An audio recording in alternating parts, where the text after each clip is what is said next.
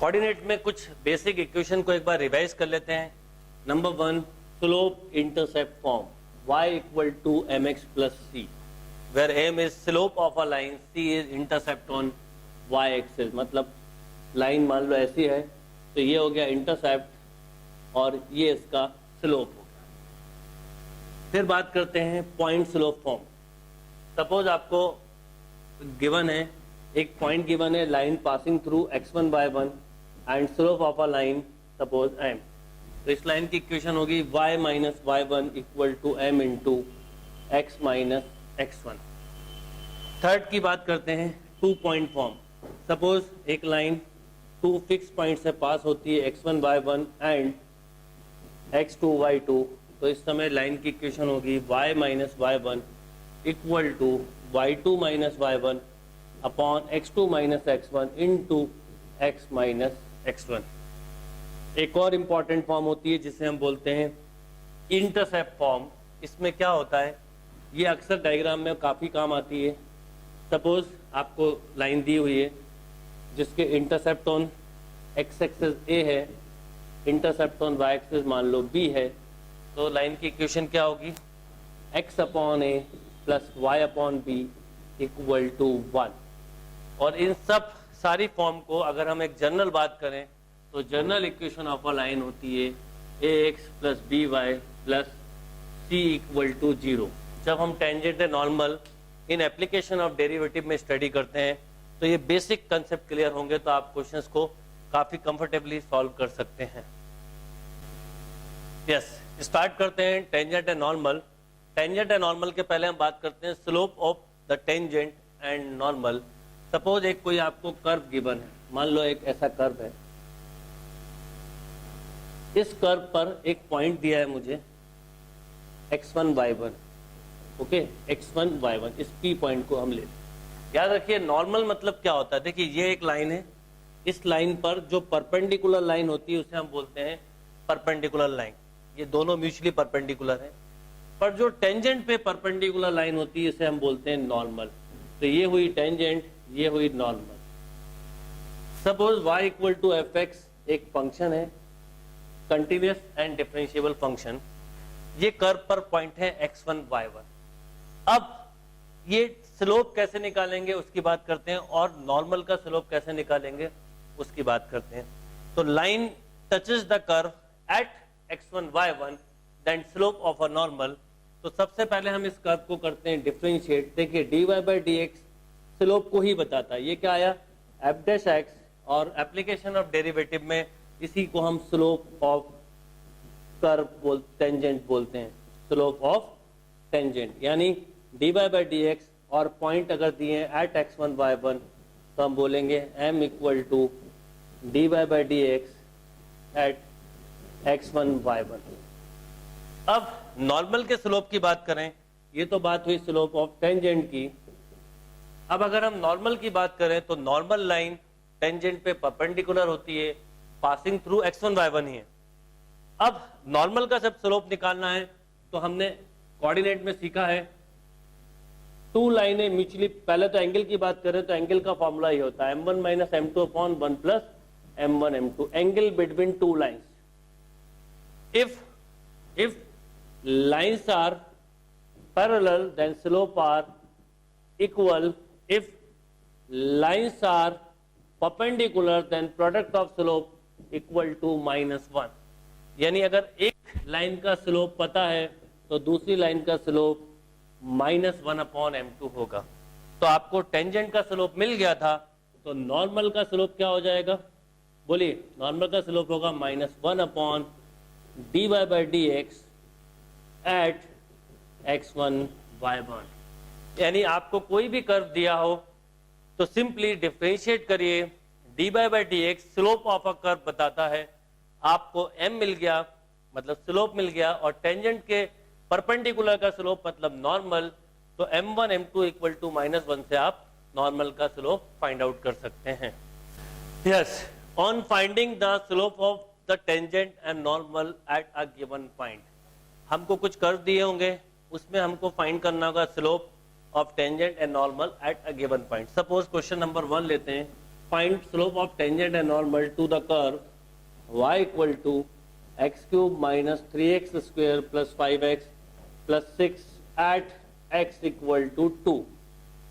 अब आपको स्लोप बताना है तो क्या करोगे आप, सिंपली आप इसको डिफरेंशिएट करो तो dy बाई डी एक्स क्या मिला, 3x square minus 6x plus 5। अब जब आप equation of tangent and normal निकालेंगे तो y की जरूरत भी पड़ेगी।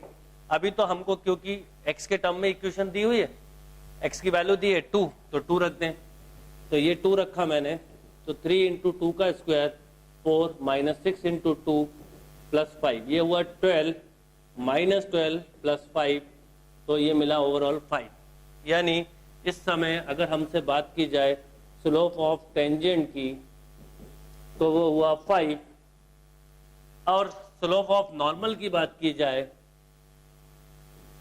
तो वो होगा -1/5।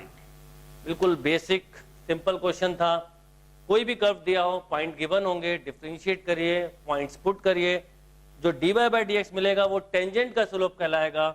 यानी ये स्लोप ऑफ टेंजेंट हुआ और ये स्लोप ऑफ नॉर्मल हुआ। टेंजेंट का स्लोप निकालने के बाद m1 m2 इक्वल टू -1 होता है। एक स्लोप पता है, 2 लाइन म्यूचुअली परपेंडिकुलर होती हैं तो सेकंड स्लोप हम इजीली फाइंड आउट कर सकते हैं। यस, नेक्स्ट क्वेश्चन पे आते हैं।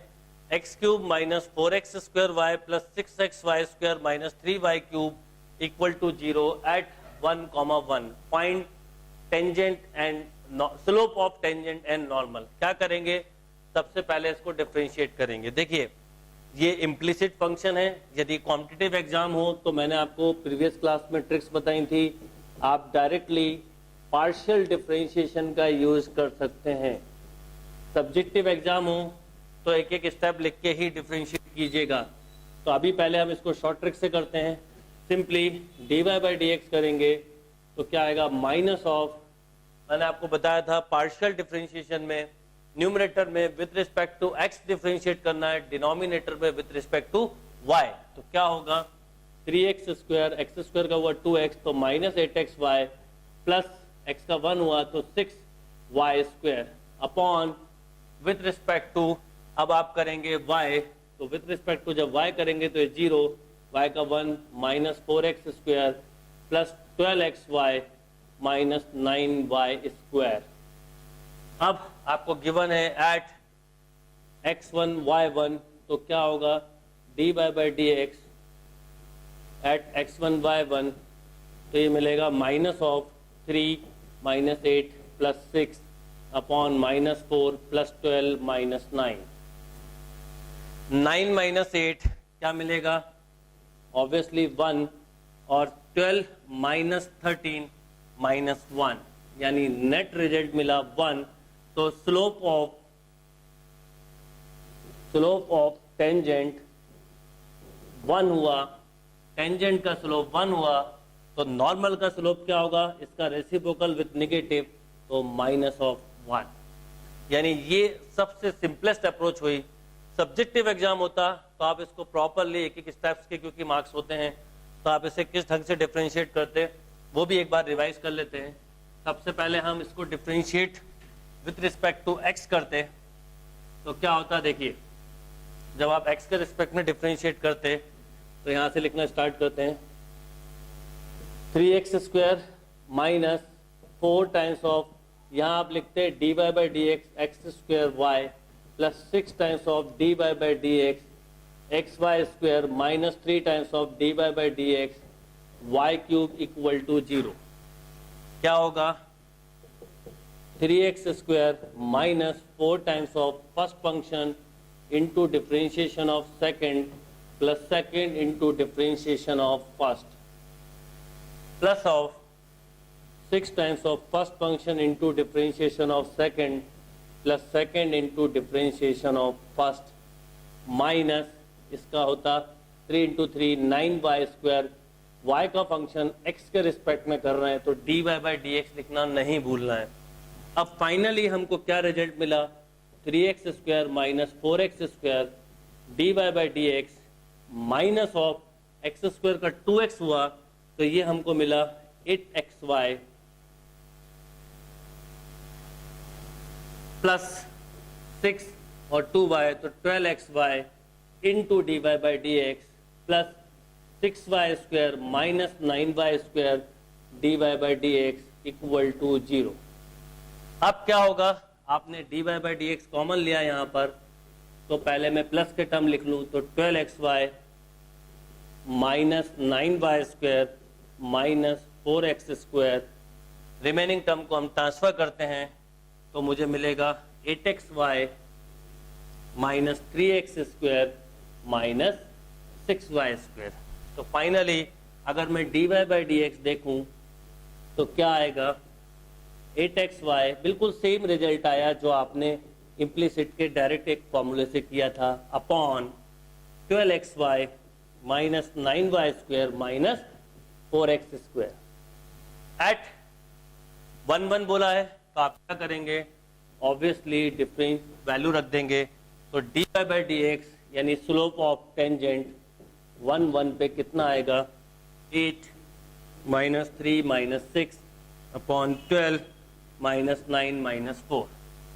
ये हुआ -9 प्लस 1 तो -1, नीचे हुआ -1, नेट इक्वल टू 1। ये आया टेंजेंट का स्लोप, नॉर्मल म्यूचुअली परपेंडिकुलर है इसलिए -1। ये कंप्लीटली स्टेप वाइज हुआ, डायरेक्ट करना होता तो आप इम्प्लिसिट का फॉर्मूला लगा के डायरेक्टली भी कर सकते थे। तो आप डिपेंड आप किस एग्जाम में अपेयर हो रहे हैं उसके अकॉर्डिंग क्वेश्चन को सॉल्व करिए, पर इम्प्लिसिट से जरूर करिए, उससे पहले आंसर निकाल लो, फिर स्टेप वाइज करो। कहीं कोई मिस्टेक हो रही है, कहीं आपसे स्टेप में कहीं मिस्टेक हुई है तो वो आप उसको इजीली कैच कर सकते हो। यस, नेक्स्ट क्वेश्चन पे आते हैं।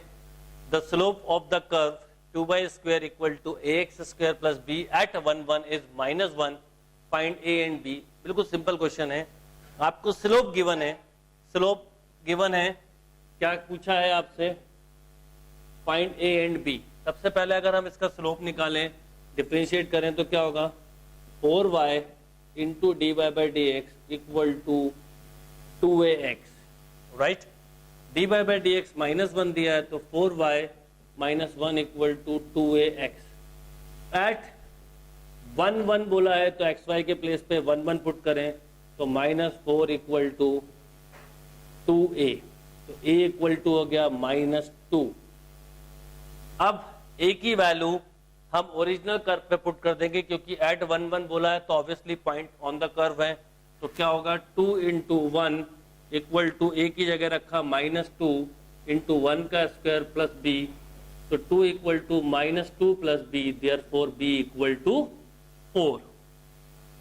यस, नेक्स्ट क्वेश्चन पे आते हैं। x equal to a cos cube theta, y equal to a sin cube theta at theta equal to π/4, find slope of tangent and slope of normal. यदि हम इस question में देखें तो पैरामेट्रिक फंक्शन है, पैरामेट्रिक फंक्शन का differentiation अलग अलग करते हैं, आप चाहें तो अलग कर लें, चाहें तो डायरेक्ट कर लें। ये होगा -3a cos square theta into sine theta, यहाँ पर D Y by D X D theta होगा 3a cos square sine square theta into cos theta. क्या पूछा आपसे, D Y by D X, तो D Y by D X क्या होगा, y upon X, तो 3a sine square theta cos theta upon -3a cos square theta into sine theta. 3a से 3a cancel, एक sign से एक sign, एक cos से एक कॉस, तो फाइनली tan थीटा। तो m या D Y by D x at π/4 बोला है तो 10 π/4 1, यानी स्लोप ऑफ टेंजेंट 1 हुआ, और स्लोप ऑफ नॉर्मल की बात करें तो -1।